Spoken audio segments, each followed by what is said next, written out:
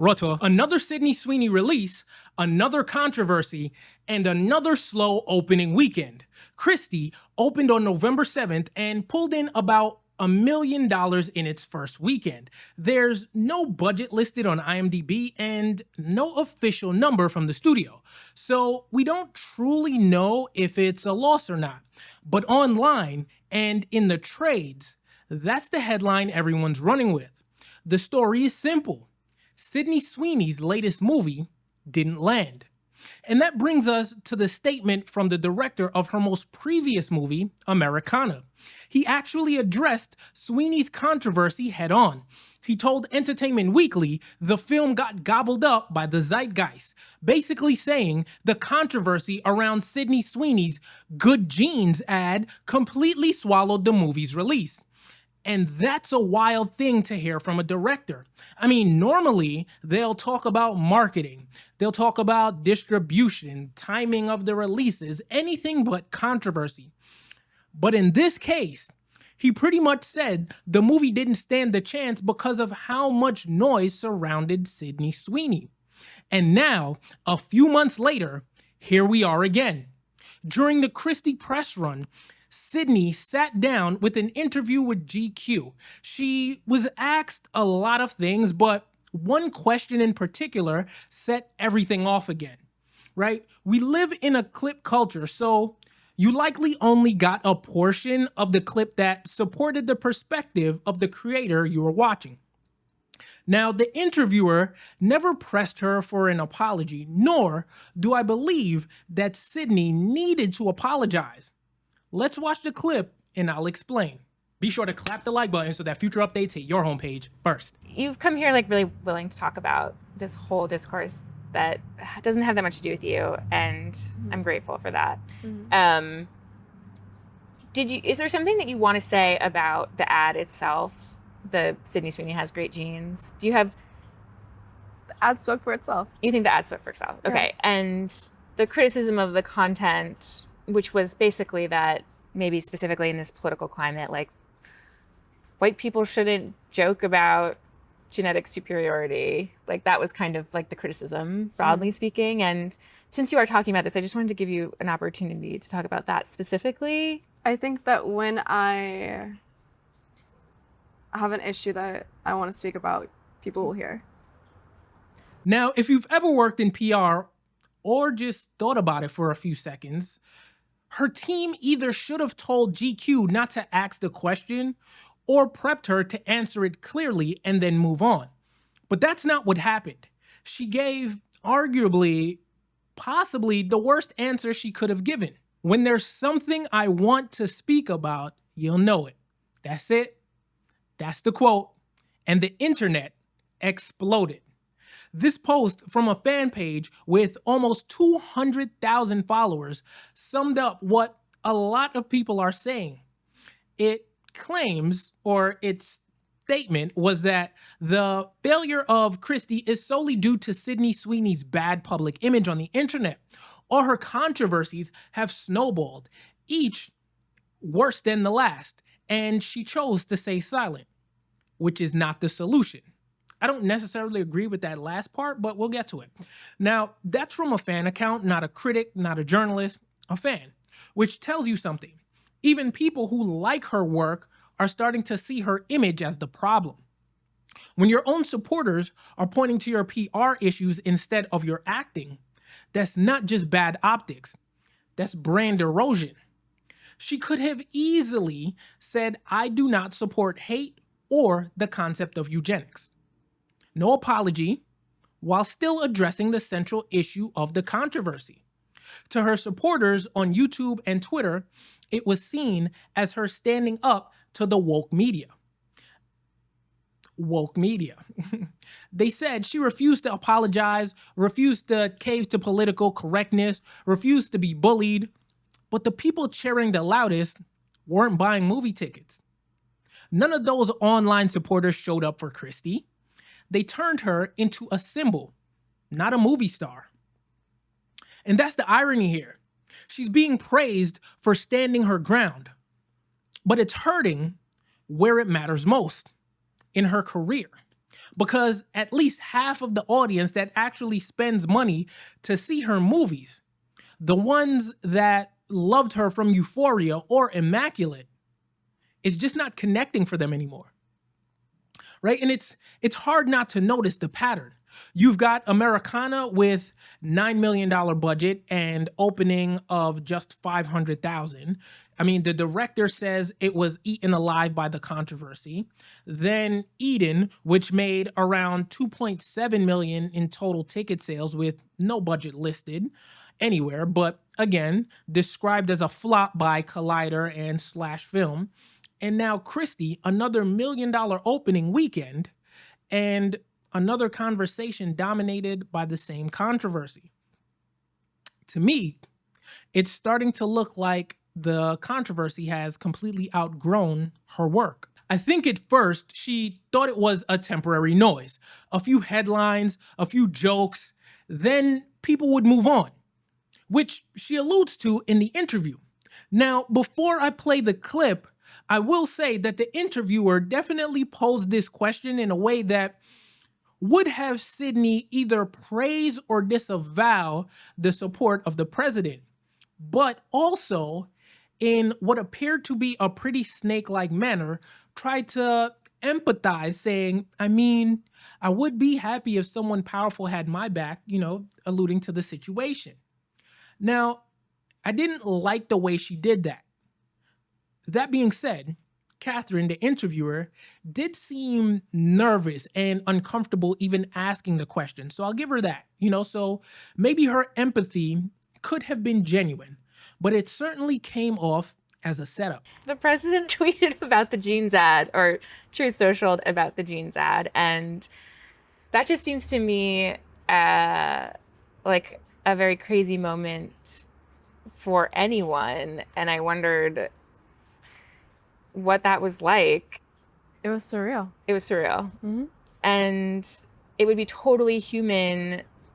I would probably feel like thankful that somebody had my back in public, and conveniently some very powerful people had my back in public.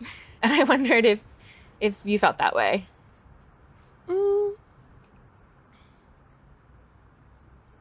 I don't think that. It's not that that feeling I didn't have that feeling, but I wasn't thinking of it like that, or like of any of it. I kind of just put my phone away. I was filming every day.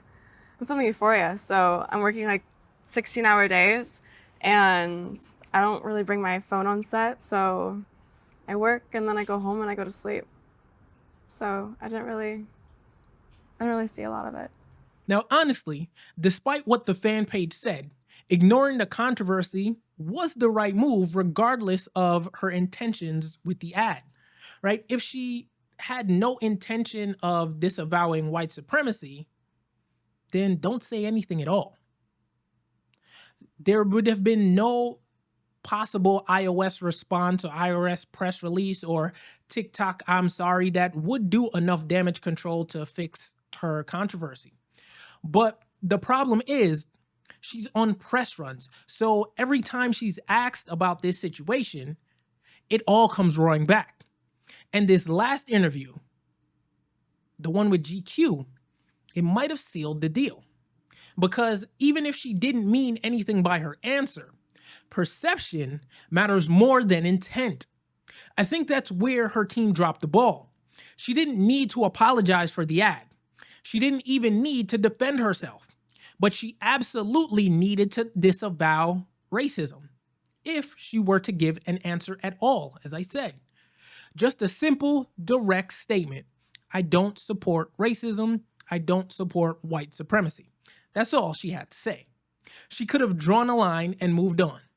Instead, she came across as dismissive, and that fed the narrative that she was doubling down. From where I'm sitting, this wasn't just a PR mistake.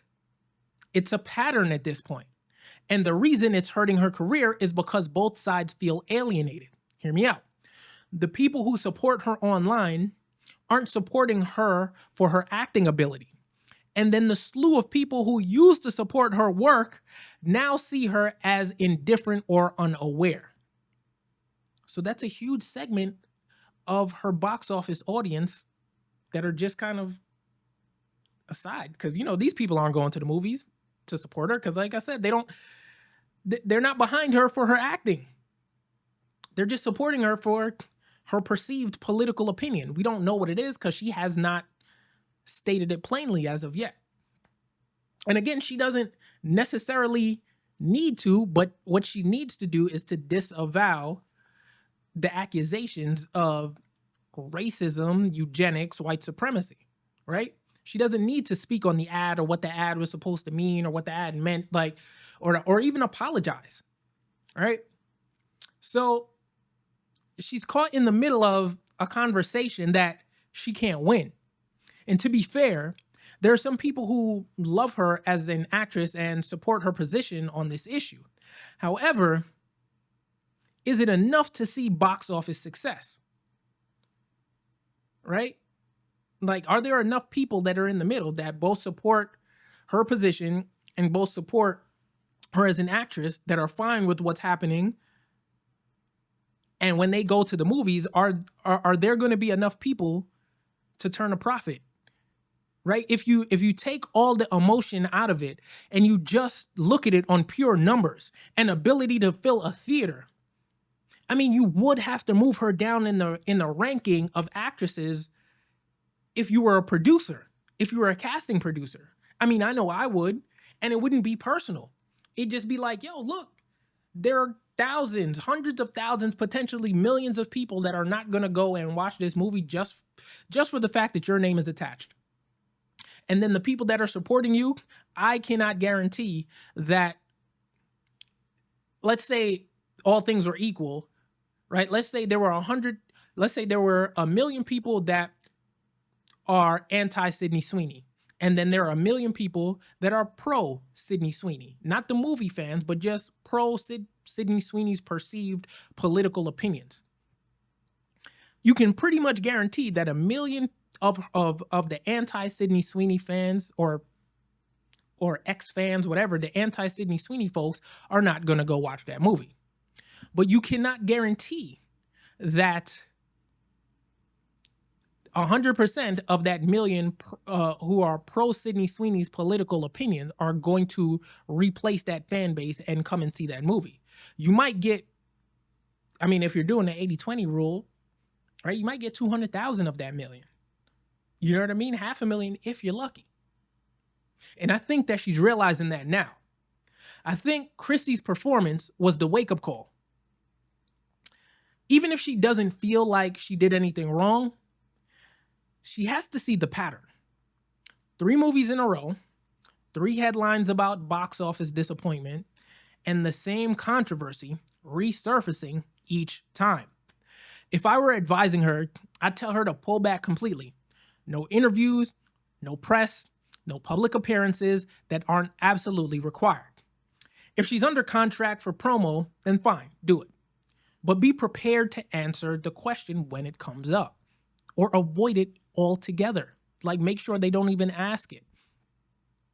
Right? You have to have that answer ready. And for the next 6 months, just stay quiet. Use that time to do something meaningful. Volunteer, help out with community events, give back. Do something that reinforces her to the public as a person, not a headline. And if Housemaid really is coming out on December 19th through Lionsgate, I think that movie's going to struggle too. Not necessarily because it's bad, because we don't know yet, but because it's coming out in the middle of another flare-up. I mean, it's a tough spot for any studio.